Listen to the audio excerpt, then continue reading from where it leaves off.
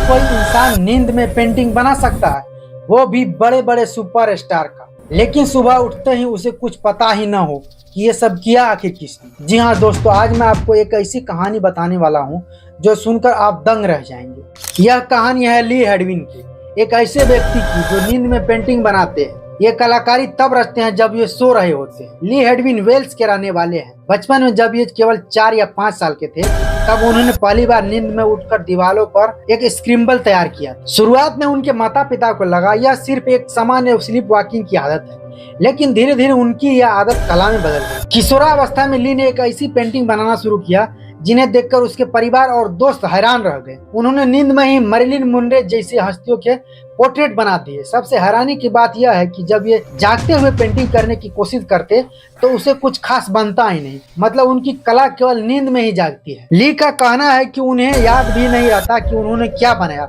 सुबह उठने पर वे देख पाते हैं कि सामने पूरी कलाकृति तैयार पड़ी है।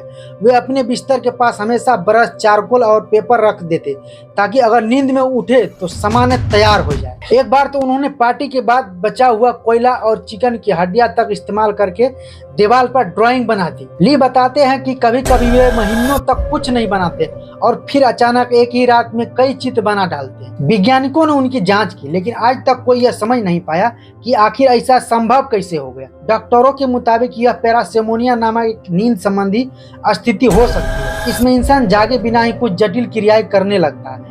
लेकिन ली का मामला बिल्कुल अलग है, क्योंकि इसमें न केवल शारीरिक गतिविधि होती है बल्कि रचनात्मक भी शामिल है। समय के साथ ली ने अपनी नींद में बनने वाली पेंटिंग को पेशे में बदल दिया। अब उनके काम गैलरी में प्रदर्शित होते हैं और दुनिया भर में बेचे जाते हैं। वे खुद कहते हैं कि उन्हें अपराध बोध होता है क्योंकि उन्होंने यह कौशल बिना किसी अभ्यास के पाया है। कभी कभी उनके लिए यह एक डरावना भी होता है। नींद में पेंटिंग बनाते समय उन्हें यह भी नहीं पता होता है कि वे कहाँ और क्या कर रहे हैं, इसलिए उनका पार्टनर हमेशा उनके सुरक्षा को लेकर चिंतित रहता है। ली हेडविन की कहानी हमें यह सोचकर मजबूर करती है कि हमारे दिमाग की सीमाएं आखिर क्या है।